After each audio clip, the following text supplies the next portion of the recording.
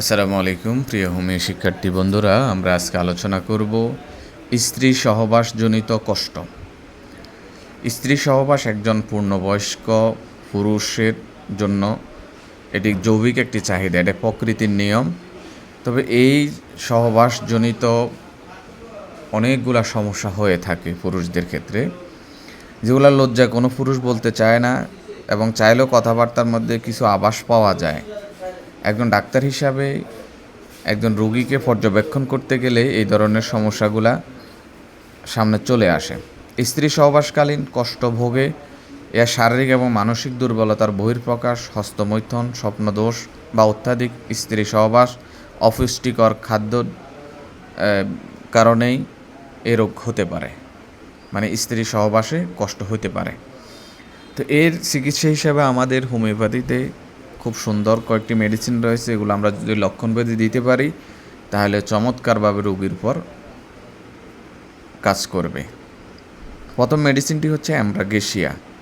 যেখানে শুনবেন যে কোনো রোগী বলে স্ত্রী সহবাসে গেলে হাঁফানির মতো শ্বাসকষ্ট বাড়ে, বুক ধড়ফড় করে, আমরা এই ক্ষেত্রে অ্যামব্রাগেসিয়া 30 শক্তি দিনে 2বার করে দেব। পরবর্তীতে 200 শক্তি দিনে 1বার করে দেওয়া যেতে পারে। কোবাল্টাম, স্বপ্নদোষ বা স্ত্রী সহবাসের পরে কোমর ব্যথা হইলে তথা আমরা কোবাল্টাম দেব। 30 শক্তির কোবাল্টাম মেডিসিন দিনে 2বার করে দেওয়া যেতে পারে। পরবর্তীতে 200 শক্তি দিনে 1বার।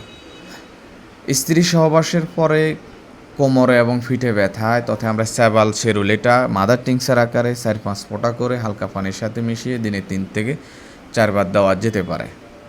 ক্যালক্রিয়া কার্ভ, ক্যালক্রিয়া কার্ভের রোগী থলথলে মেদপূর্ণ, পুরুষ সহবাসের পর মাথা ঘুরে, পা দুটি কাঁপে বা ব্যথা করে, ক্যালক্রিয়া কার্ভের একটি গুরুত্বপূর্ণ লক্ষণ।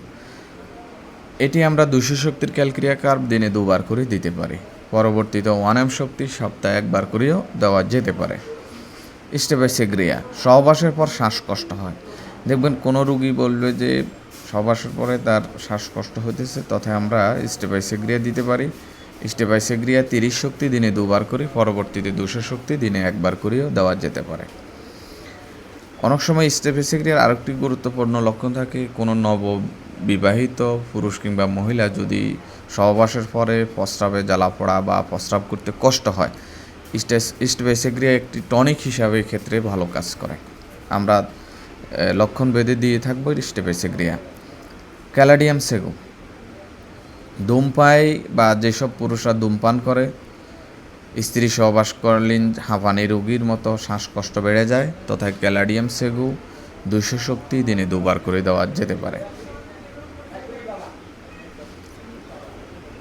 হাইড্রোফোবিনাম, স্ত্রী সহবাসকালীন বীর্য বাইর হতে চায় না বা বীর্যপাত হতে খুব দেরি হয় বা কষ্ট হয়, তথা আমরা হাইড্রোফোবিনাম দেব। 200 শক্তির হাইড্রোফোবিনাম দিনে 2বার করে দেওয়া যেতে পারে। পরবর্তীতে 1M শক্তি সপ্তাহে 1বার করে দেওয়া যেতে পারে। উপরোক্ত মেডিসিনের পাশাপাশি আমরা বায়োকেমিক ক্যালিফস 6 কিংবা 3X হালকা গরম পানির সাথে 4-5 বড়ি করে দিনে 2 থেকে 3বার দিতে পারি। পথ্যপাত্য হিসাবে এই ধরনের রোগীদের ক্ষেত্রে হৃদরোগ বা শ্বাসকষ্টের রোগ থাকলে তার চিকিৎসা করানো উচিত। টাটকা শাকসবজি, ফলমূল বা পুষ্টিকর খাবার এই রোগীর জন্য অতীব জরুরি।